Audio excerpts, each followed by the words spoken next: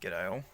This is a MacBook replacement battery, which has swollen up, which is a fairly fascinating sight actually. Haven't really seen many lithium-ion batteries have swollen up, but certainly not the first one, but probably won't be the last either. But what's fascinating is charge indicator light still, or the battery level indicator light still has one LED when I press the button, which is pretty fascinating.